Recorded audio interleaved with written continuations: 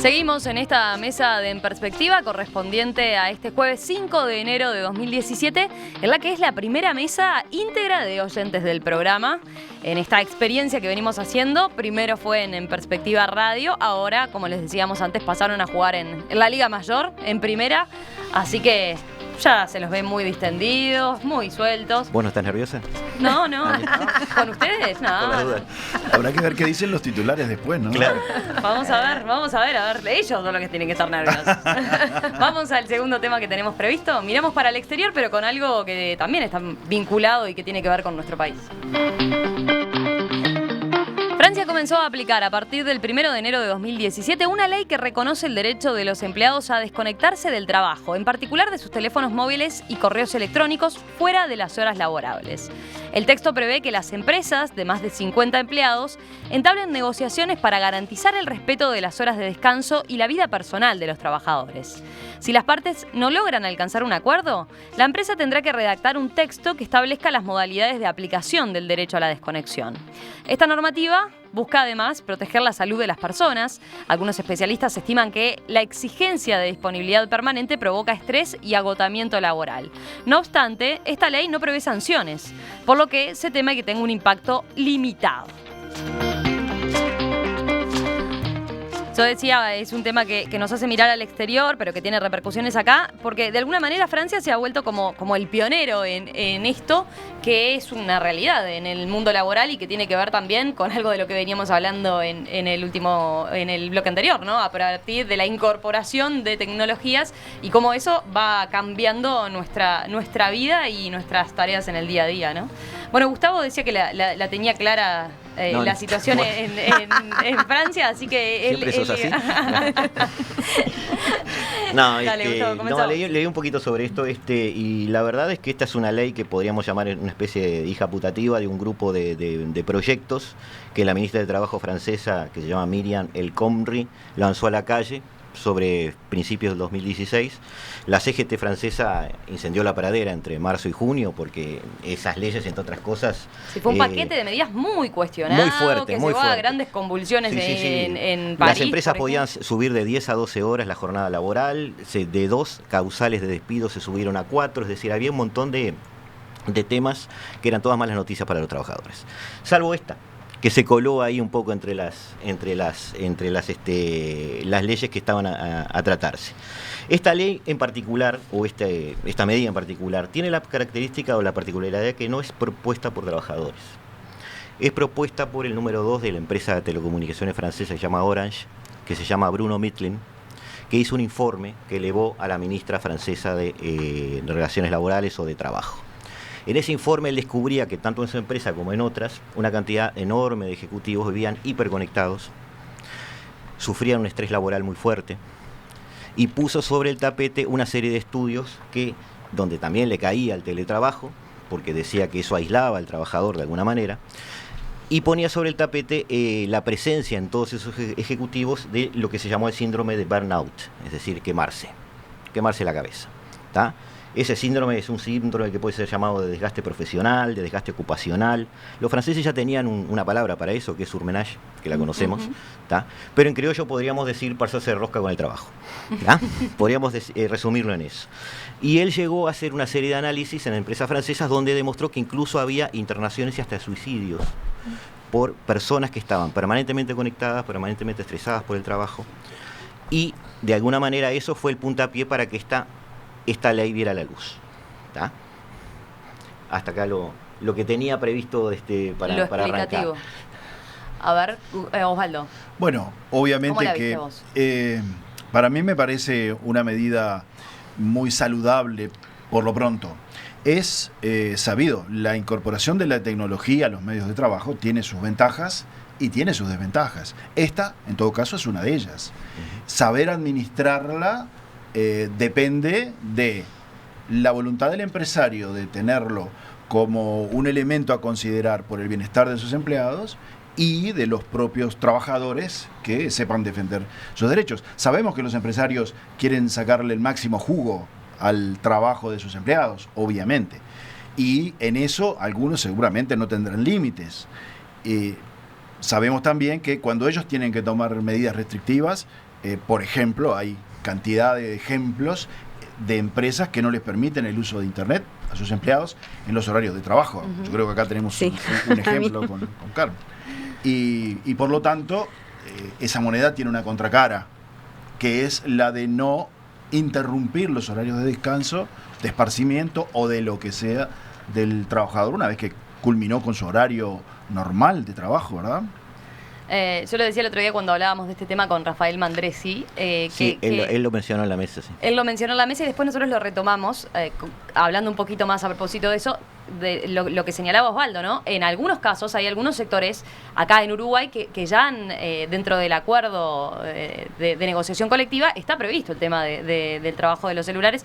Se ha incorporado como una novedad, pero por el lado de las restricciones, en lo que tiene que ser, por ejemplo, la atención al público y no poder estar mandando mensajitos de texto. Es lo que decía, los empresarios han tomado recaudos. Falta la contraparte, como falta la contracara de la moneda. ¿Fernanda? Creo que como todo, siempre hay más de un punto de vista. Entonces, nos metemos en terreno escabroso, especialmente en Uruguay, donde está todo tan efervescente, digamos. Fíjense lo que llevó laudar los consejos de salario. Era el último día del año y estaban todavía laudando, medio que por decreto. A ver, veo totalmente saludable, ahí comparto lo que decía Osvaldo, de que haya una regulación y de que podamos volcar nuestro potencial de trabajo dentro del área laboral. A la vez, vivimos en un mundo globalizado, hiperinformado, super archi multi. Entonces, no podemos desconocer eso y particularmente a mí a lo largo de los años me ha tocado trabajar en compañías multinacionales donde hoy estabas acá, mañana en Düsseldorf, pasado en qué sé yo, en Inglaterra. Exacto. Entonces, a ver, era necesario por ahí, no todos los días, no todo el día, pero digo, había que buscarse un poco la vida de ver cómo podíamos cumplir nuestra función principal en el país donde nos estábamos desempeñando y a la vez no perder la conexión con el país donde uno estaba, ¿no? O sea, donde cumple su tarea principal. Pero creo que es valioso que tanto las patronales como los trabajadores, cada uno desde su lugar pueda generar un consenso, un acuerdo, que sabemos que naturalmente no es sencillo, pero donde se pueda respetar de algún modo o donde se marque, donde haya un marco regulatorio que bueno, que el tiempo libre es libre y el tiempo de trabajo es trabajo. Y bueno, y cuando hay iniciativas de trabajo donde corresponde que estés en otro país y estás a contrahorario, bueno, también poderlo contemplar, ¿sí?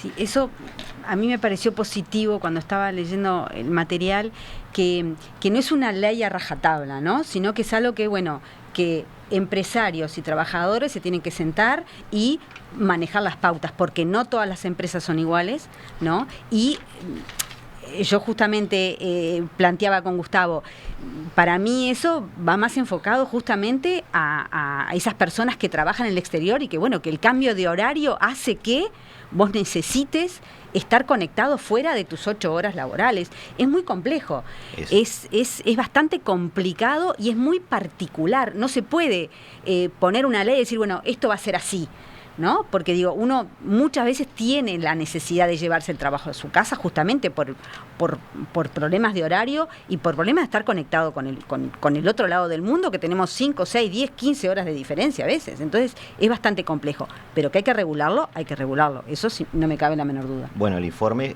justamente analiza todas esas áreas. Y es bastante más complejo que el hecho de decir, bueno, tengo un empleado y de alguna manera lo estoy llamando a cualquier hora y estoy molestando en su casa. Es más complejo por varios motivos. En primer lugar, muchos dueños de empresa a su staff ejecutivo les regalan celulares. Les dan una línea gratis. Claro, esa es la idea. Entonces, de alguna manera están estableciendo un staff de gente de confianza o cargos de confianza que están siempre disponibles las 24 horas y que les ayudan a tomar decisiones. A las 10 de la noche, un domingo a las 7 de la mañana o cuando fuera. Pero también hay una contrapartida a eso. Hay ejecutivos que en aras de poder dar una mejor letra, en aras de poder ascender, también se muestran dispuestos a estar disponible a cualquier hora para su jefe. También existe la situación de aquellos que están trabajando a distancia, en horarios que son a contrahorario de donde está la central de la empresa. Claro. Por eso, este hombre que se llama Bruno Meeting, que yo mencionaba, uno de los análisis que haces es hacer la cuenta al revés. Es decir, yo parto de la base no de las horas trabajadas ni los horarios que tiene que cumplir. Parto de la base que tiene que descansar más de 11 horas por día. Es decir, parte de la base del análisis de las horas de descanso que deba tener. Eso fue lo que impresionó un poquito a la ministra francesa. Pero ya hay empresas alemanas, antes que las francesas, Como siempre, que le ya, mañan la punta. sí, que ya habían tomado algunos recaudos. Los servidores de BMW, después de las 18:15, no pasan ningún mail a ningún empleado, por ejemplo. La empresa que arma los Mercedes-Benz ya diseñó una aplicación por la cual yo puedo borrar los mails que vinieron a deshora y me los tienen que mandar de vuelta en horario de trabajo. Entonces, de alguna manera, lo que decían ustedes es cierto. No hay una legislación, como tú decías, detallada, porque quizás no haya ahora elementos para poder detallarla demasiado. Quizás sí esos marcos en los cuales se tienen que mover. Pero el problema está bien plantearlo porque, de hecho, hay un tema de salud importante. En Alemania hay un 40% más de utilización de los servicios médicos por esta causa. En ejecutivos que son personas que para las empresas tienen un valor además especial, ¿no? Por el cargo que ocupan y se supone que las prestaciones que le dan a la empresa. Entonces no es simplemente una anécdota. Para mí es y agradezco a Rafael por haberlo mencionado porque yo me puse a googlear cuando él lo mencionó. Así que gané un día. Veo algunos mensajes de los oyentes sobre este tema. Gustavo, un tocayo tuyo, plantea la medida es muy saludable, sin dudas. Hay amplios sectores de la población que se verían favorecidos. Me preocupa los que quedan fuera de normas como esta, que son los cuentapropistas. La autoexplotación es cada vez mayor e igualmente nociva que la del patrón que abusa. Esto es lo que plantea Gustavo. ¿Qué cosas entienden que debería tenerse en cuenta si se quisiera tomar el modelo francés para lo que es la idiosincrasia y las relaciones laborales acá en Uruguay? Estoy pensando. Bueno, en principio, como en todas las situaciones de la vida, todos los extremos son malos, ni tan peludo ni tan pelado. Por lo tanto, yo rescato una frase del material que nos han enviado que dice: más que una obligación es un acuerdo.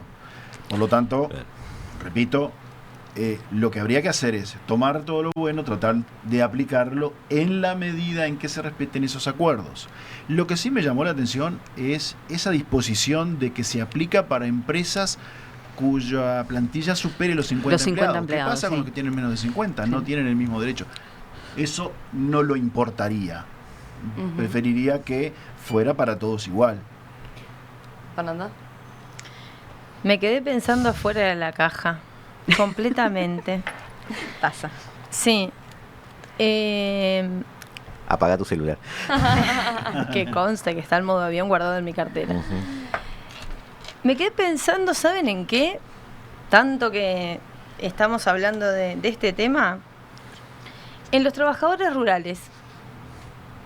En cómo poco a poco se ha ido, de algún modo, organizando y se ha puesto, digamos, como un marco regulatorio, o se está caminando, logrando esto. ¿Y cómo ha sido? Bueno, a través de, se pone en tela de juicio de que no podía suceder lo que sucedía, que era de sol a sol, que se le pagaba, me lo podrá decir el carpincho impune acá, se le pagaba con una oveja unos manguitos a fin de mes, y poca cosa más, de repente un lugar para quedarse, y hoy por hoy está mucho más regulado. Me quedé pensando en eso, lo tiro. Está interesante como otro elemento a discutir. A ver, no sé si alguien quiere ir por ahí, si no, miren este mensaje que manda Guzmán desde Paraguay que dice: mi amigo Chile afirmaba que la esclavitud no se había abolido, sino que se había cambiado los grilletes por celulares. Mutó.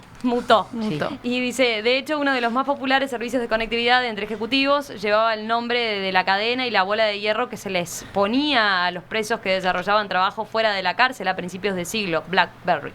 Eso es lo que plantea Gus. Es una buena comparación. Sí, me había quedado algo anecdótico, que es en Francia, está haciendo carne o moda entre ejecutivos, bajar un escalón tecnológico, es decir, comprarse celulares que tengan menos conectividad. Entonces, de alguna manera, le dan el uso al celular que ellos quieren que les dé, tratando de frenar esa autoesclavitud que uno tiene. Hay una anécdota de una muchacha que trabajaba en Telecom en España, que está trabajando en Francia, donde dice, mirá, no pude dejar de usar el iPhone en la cama. ¿Ah? Entonces, lo tiré y me compré un Motorola. Ahora lo uso para lo que quiero usarlo, es decir, para hablar por teléfono. Sí, es como todo, ¿no? Ponerle límites. Es ponerle límites y capaz la pregunta es si esto puede ser la teoría del péndulo, ¿no? Si nos fuimos demasiado hacia el uso de las tecnologías y en algún momento... no, seguramente. Claro. Lleguemos a achicar, ¿no? De alguna manera. Estaremos después hiperconectados sin estrés. Exacto, lograremos un equilibrio. A ver, me pasó a hablar con alguien también que estaba muy metido en el tema de las tecnologías de la información y me decía eso. Yo hace años desconecté, por ejemplo, el correo electrónico del celular. Trabajo de eso y justamente cuando estoy por fuera opto por no hacerlo. Sí, yo centralizo todo lo que es lectura en notebook. No uso más el celular. Me mantuve en celulares con pantalla chica. No subí de las 4 pulgadas y pico. Bueno, ahí tienen tips para mantenerse. Sí, no, y otra cosa. Ahora también, pensando un poco fuera de la caja, como decía Fernanda, acá estábamos hablando de los ámbitos laborales. Yo no sé si no habría que trasladarlo a los ámbitos familiares. Sí, también, ¿verdad? Obviamente. Fundamentalmente con los más chicos de la familia, que es difícil que se desprendan del famoso celular Se los damos hasta la nosotros. hora del almuerzo. Eso es otra mesa. Sí. Eso es otra mesa, porque ahí hasta, ¿cómo haces Da para para...? muchísimo. Sí, no, por supuesto. El acuerdo es hasta Ahí va más a ser- compleja esta ahí va a ser más negociación. complejo. Juez y parte. Sin dudas. Y también tiene dos caras. ¿Qué decían Gustavo y Osvaldo a propósito de también esa otra negociación? Sobre el tema de los intrafamiliar? adolescentes y no tan adolescentes. Una crítica o queja común de los padres que están mudando de entorno tecnológico es que sus hijos viven conectados permanentemente. Yo decía que yo tengo 3 hijas y están hiperconectadas o las considero hiperconectadas a través de WhatsApp, redes sociales, etcétera. Pero estoy permanentemente en contacto con ellas también. Es decir, que hay también una segunda cara de esto. Sí, como decíamos, ni tan peludo ni tan pelado. Claro, exactamente. Nosotros la vez que salimos de acá, lo primero que hicimos fue hacer un grupo de WhatsApp y ya nos pasamos toda la info, ¿o Claro. no? Las Sí, fotos, sí, sí, la sí. info. Ah, ya se ha creado Sí, un grupo de al- WhatsApp. no, al- Mesa de Al los momento de 60. salir, ya lo hicimos. Tuve el honor de ser incluido hoy porque yo estaba en otra mesa. Sí. Te pasaron, te Me incorporaron pasaron y todo. me Pero tienen absorbieron. vicios ya totalmente de las Totalmente. mesas Sí, habituales. sí. Tené cuidado vos. Haz lo que yo digo y no lo que yo hago, ¿viste?